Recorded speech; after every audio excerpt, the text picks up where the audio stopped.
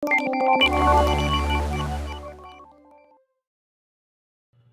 saya Vida dari PT Mikonos.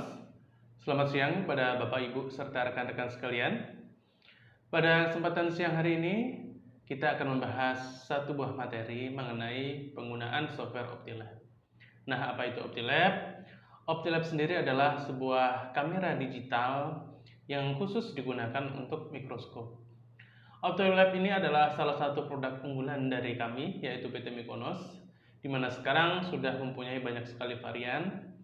Antara lain adalah OptiLab Student Edition, kemudian OptiLab Advanced, kemudian ada OptiLab Advanced V2, kemudian ada OptiLab Advanced Plus, kemudian ada juga OptiLab Sigma, dan yang terakhir yang paling baru adalah OptiLab Sigma 4K. Nah, dari sekian banyak kamera produk kami, sebagian besar menggunakan software berupa software OptiLab Viewer dan Image Raster. Oleh karena itu, pada siang hari ini kita akan membahas bagaimana cara menggunakan software-software tersebut. Jadi kita akan belajar bagaimana cara memfoto menggunakan OptiLab Viewer, bagaimana mengambil video, bagaimana mengukur, dan bagaimana kita memberi skala dan lain sebagainya. Nah, pada siang hari ini silahkan Bapak Ibu simak dengan baik-baik bagaimana cara dan langkah-langkahnya. Untuk lebih lengkapnya, kita simak video berikut ini.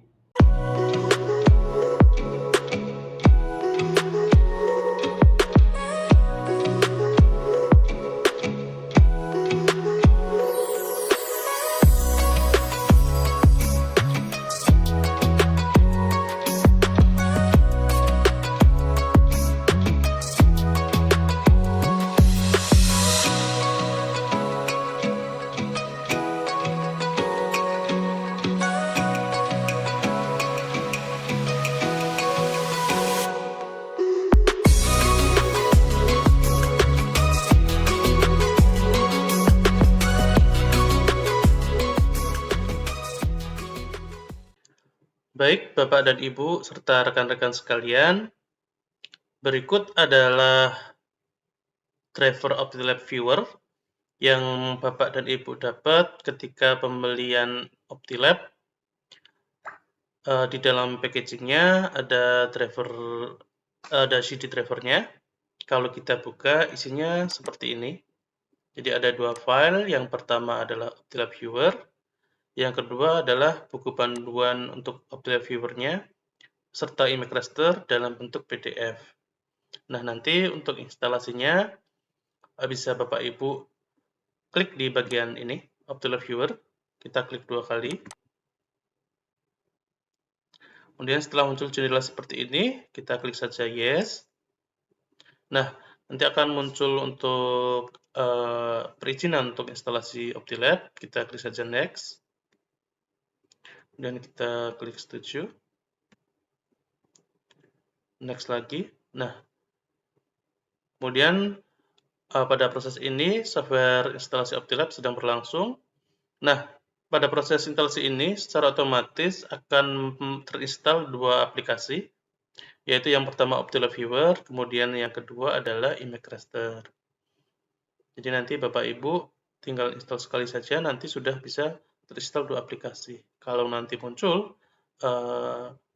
jendela seperti ini, tinggal kita klik saja Repair.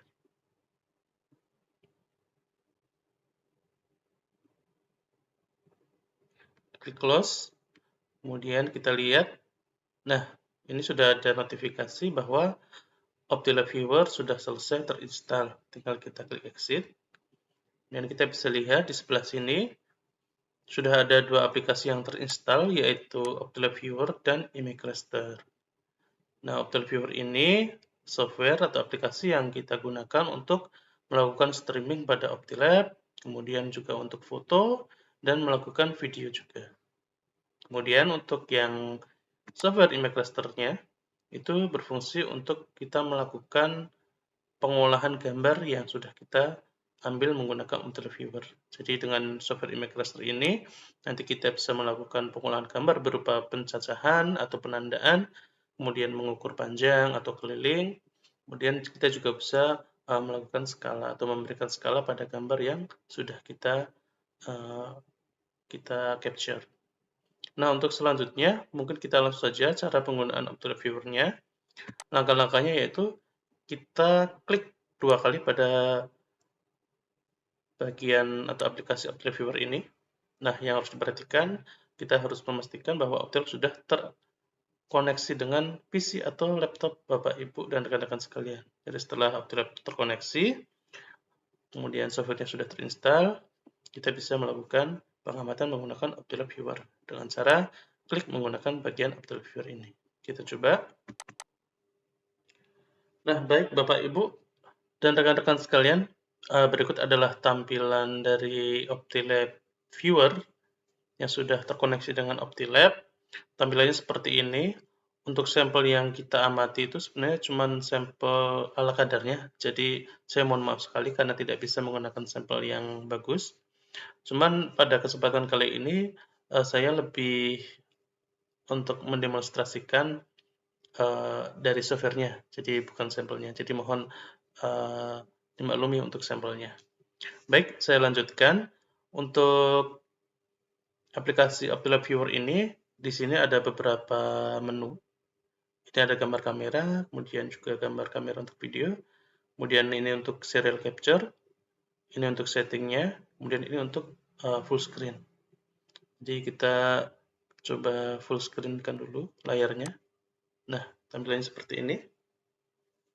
Nah, setelah kita melakukan full screen, kemudian di sini kita bisa melakukan contoh pengambilan foto. Caranya seperti apa? Yaitu setelah Bapak dan Ibu menentukan gambar yang akan di-capture, kemudian kita capture, kita klik pada bagian image capture ini. Kalau kita klik satu kali, nah di sini gambar sudah terfoto. Untuk resolusinya bisa dilihat di sini. Nah, setelah kita capture, kemudian kita simpan, kita bisa melakukan penyimpanan dengan cara klik pada bagian file, kemudian save, atau kita juga melakukan penyimpanan dengan cara klik kanan, kemudian klik save. Saya coba di sini menggunakan klik kanan. Nah, kemudian akan muncul jendela untuk konfirmasi di mana kita akan meletakkan gambar yang sudah kita capture. Nah, di sini saya akan coba simpan di desktop dengan nama file A. Kemudian yang harus Bapak, Ibu, dan rekan-rekan sekalian ingat, setiap kali kita melakukan proses pengambilan foto dengan menggunakan Optilab, jangan lupa untuk selalu kita tambahkan informasi perbesaran lensa objektif yang kita pergunakan pada saat pengambilan gambar. Jadi pada saat pengambilan gambar kali ini saya menggunakan perbesaran objektif 40 kali, maka di sini saya juga tulis 40 kali. Nah, kenapa harus ditulis perbesarannya? Supaya nanti adalah kita akan lebih mudah dan akan hasilnya lebih akurat ketika kita menggunakan pengukuran ataupun perhitungan pada software image raster. Jadi ini filenya sudah saya namai A, kemudian perbesarannya 40 kali. Setelah selesai kita save. Nah, setelah kita simpan, kita bisa melihat filenya pada desktop dengan judul A 40 kali. Kita bisa cek hasilnya seperti apa. Nah, ini hasil foto dari kamera Optilab tadi. Nah, berikutnya, selain fungsi foto pada Optilab Viewer ini, yang kedua kita juga bisa melakukan perekaman gambar, yaitu dengan menggunakan menu yang ini. Jadi ada video record. Caranya sama seperti tadi, tinggal kita klik pada bagian ini. Nah, yang membedakan adalah ketika kita melakukan foto, kita foto dahulu, kemudian baru kita simpan. Sementara kalau kita melakukan proses pengambilan gambar berupa video, kita memberi nama dulu, memberi judul dulu, baru nanti dia akan melakukan penyimpanan.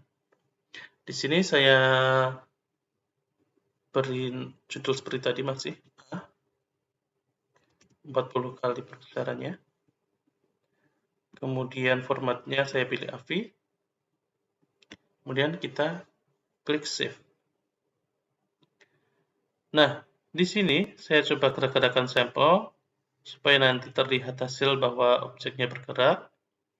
Di sini ada status barnya, ada warna merah yang berkedip, itu menandakan proses perekaman yang sedang berlangsung. Kemudian ini waktunya, dan ini statusnya sedang melakukan perekaman video. Nah, kalau sudah melakukan perekaman, sudah selesai, kita bisa klik pada bagian ini untuk menghentikan proses perekamannya. Klik. Nah, proses perekaman sudah selesai. Kita bisa melihat hasil perekamannya pada desktop yang sudah tadi kita simpan filenya. Nah, ini ada filenya sama, kemudian perbesarnya 40 kali. Kita coba klik. Kita lihat hasilnya seperti apa.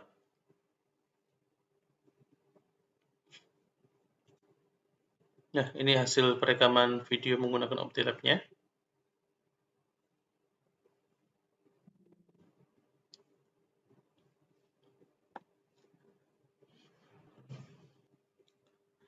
Baik, Bapak, Ibu, dan rekan-rekan sekalian, untuk menu selanjutnya pada OptiLab Viewer kali ini, yang ketiga adalah menu berupa serial capture.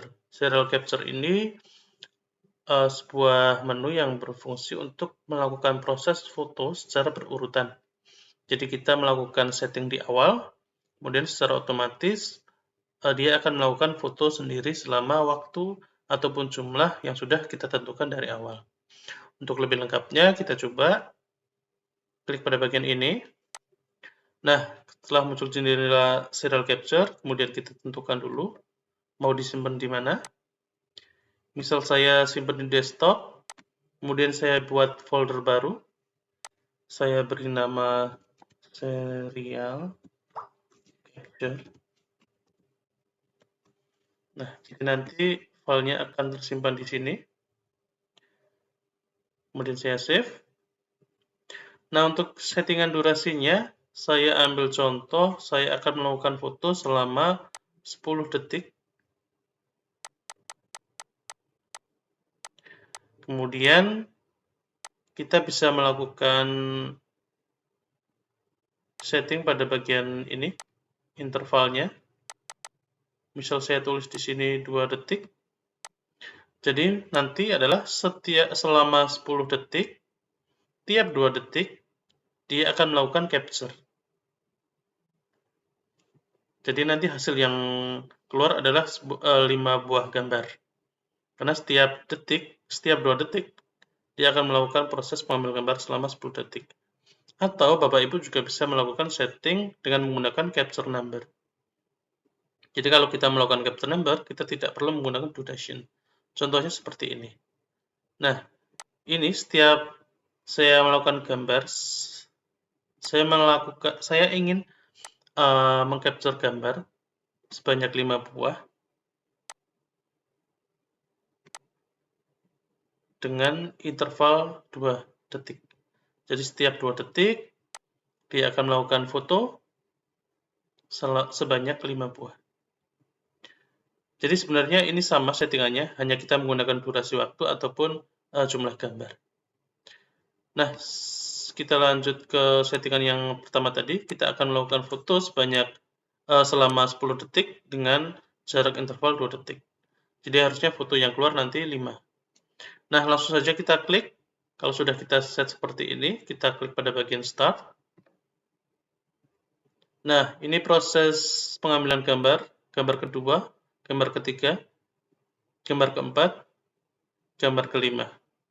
Nah, setelah selesai, akan ada informasi bahwa serial capture sudah selesai. Kita klik OK. Kemudian kita lihat hasilnya seperti apa. Kita melakukan penyimpanan di bagian desktop dengan membuat folder serial capture. Ini bisa kita cek di sini. Nah, ini Bapak Ibu dan rekan-rekan sekalian, hasil fotonya berjumlah 5. Kalau kita lihat hasil fotonya akan sama karena objeknya tidak bergerak. Tapi jumlah yang difoto itu ada 5. 1, 2, 3, 4, 5. Nah, selanjutnya di sini ada icon untuk peralatan. Kalau kita klik di sini ada beberapa pilihan untuk brightness, kemudian kontras, dan segala macamnya. Ini bisa Bapak Ibu setting juga. Tapi kalau rekomendasi dari kita bisa default aja seperti ini.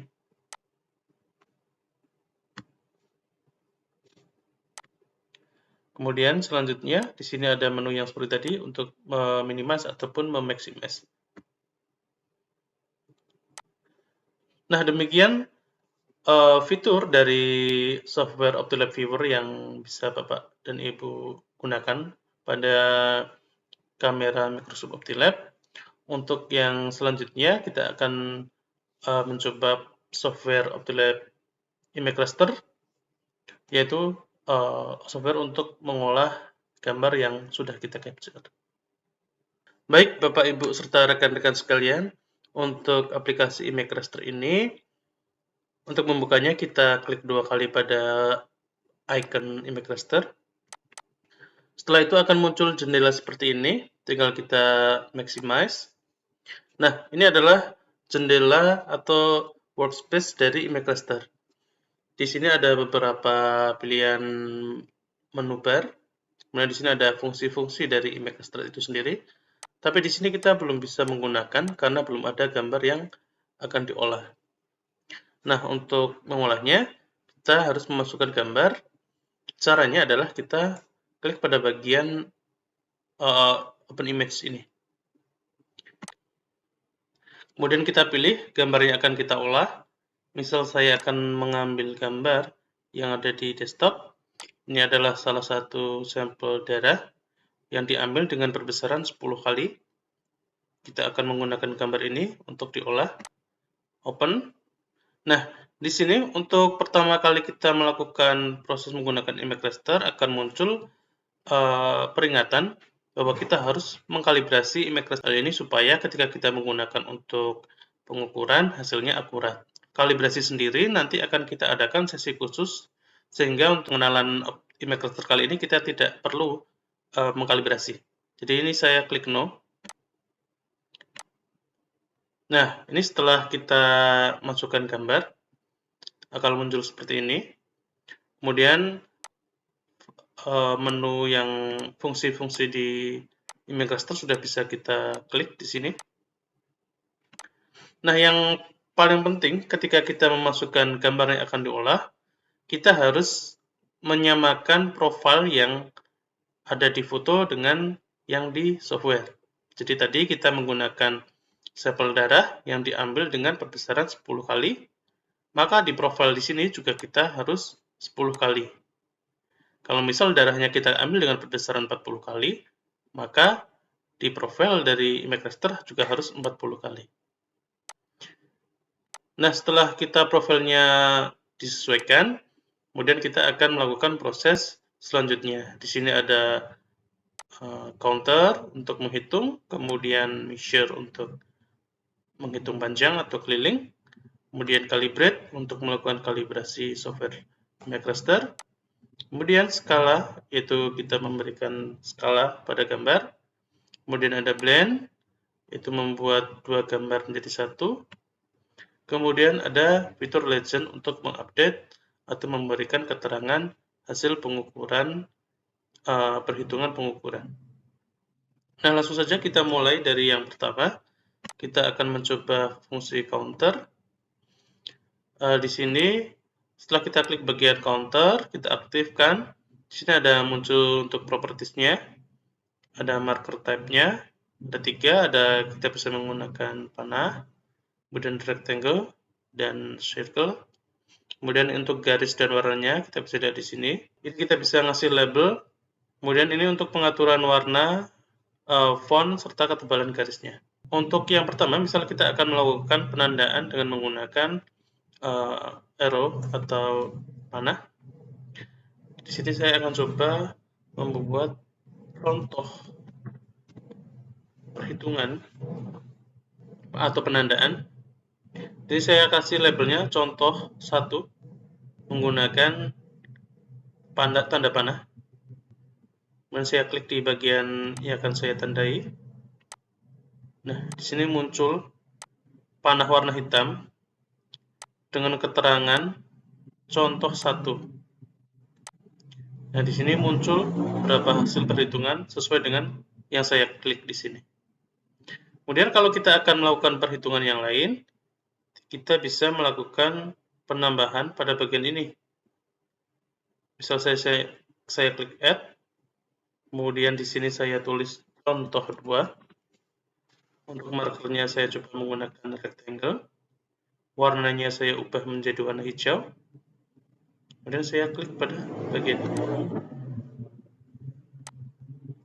Nah, di sini akan muncul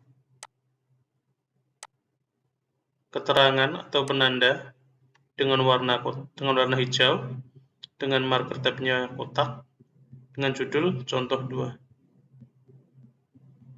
Misal kita mau memberi penanda lagi, kita tinggal menambahkan lagi di sini. Saya kasih contoh 3. Saya pakai circle warna merah. Nah, di sini akan muncul. Untuk menampilkan hasil dari perhitungan yang sudah kita lakukan tadi, kita bisa klik pada bagian legend, kemudian klik update legend. Nah, di sini muncul keterangan yang bisa kita taruh di manapun. Di sini sudah ada keterangan dari perhitungan kita tadi, total yang ada di sini yang kita klik-klik tadi. Untuk contoh 1 yang kita klik dengan menggunakan penanda panah ada 9. Kemudian untuk contoh 2 yang kita klik dengan penanda segi 4 ada 7. Kemudian contoh 3 yang dengan penanda lingkaran warna merah itu ada 6. Nah, kurang lebih seperti itu untuk penggunaan counternya. Hasil perhitungan atau hasil tampilan ini bisa langsung kita simpan di sini. Contoh counter. Tinggal kita simpan seperti ini.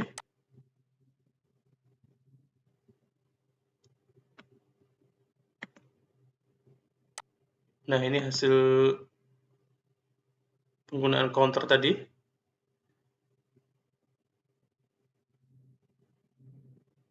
Kalau ingin menghapus, tinggal kita klik select, kemudian kita blok semua, kemudian delete. Untuk menu selanjutnya, di sini ada measure atau pengukuran. Caranya kita klik, dan di sini akan muncul jendela seperti ini. Tools untuk mengukur, ada line, multi-line, rectangle, circle, 3 point, dan polygon. Caranya adalah kita tinggal menarik garis dari titik A ke titik B. Misal saya sini menggunakan line, saya klik di sini. Nah, sini akan muncul hasil pengukurannya. Misalnya terlalu besar, bisa saya kecilkan. Jadi jarak dari titik A sampai titik B adalah sekian, 924 mikron.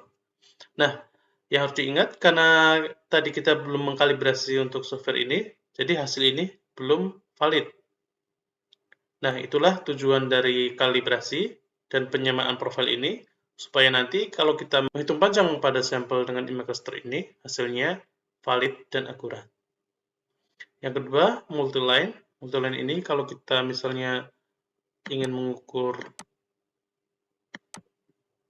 suatu objek yang tidak beraturan. Saya coba misalnya mengukur keliling dari sel darah ini. Nah, ini akan ketemu hasilnya. Jadi keliling dari sel darah ini adalah 151 mikron. Untuk warnanya bisa kita ubah-ubah juga sesuai dengan kebutuhan kita. Nah, selanjutnya setelah kita melakukan pengukuran, kita akan memberikan tanda skala. Di sini untuk mengaktifkannya, tinggal kita klik bagian skill. Kemudian di sini ada menu seperti ini, kita enable. Kemudian kita setting di bagian ini. Jadi misal di sini saya tulis 1000, saya tulis 300. Nah, di sini akan muncul seperti ini. Jadi maksudnya di gambar ini, kalau kita berskala dari titik 0 sampai ini adalah 300 mikron. Untuk letaknya sendiri bisa kita sesuaikan. Kita bisa mengatur di sini letaknya mau di mana. Atau kalau kita hanya butuh satu, kita juga bisa menghapus salah satu skalanya.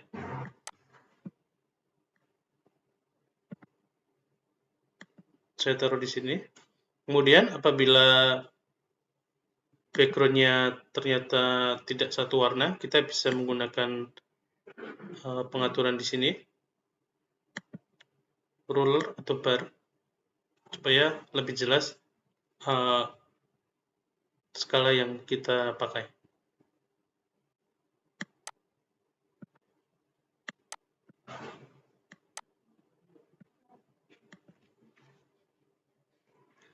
Nah, kurang lebih seperti ini untuk penggunaan skala pada image raster. Selanjutnya yaitu menu blend. Nah, blend ini berfungsi untuk menampilkan gambar yang akan diperbesar. Jadi contohnya adalah seperti ini. Misalnya kita akan melakukan perbesaran gambar, kita harus menggunakan gambar yang sama dengan perbesaran yang sama atau lebih besar. Jadi tadi saya menggunakan darah yang 10 kali. Saya pakai lagi di sini. Next. Kemudian ada menu seperti ini. Saya akan memperbesar bagian yang berwarna biru di sini.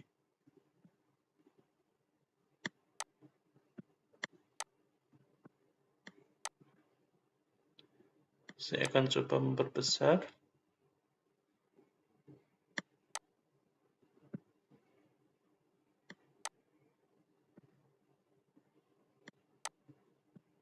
Saya klik next. Kemudian teksnya saya tulis contoh.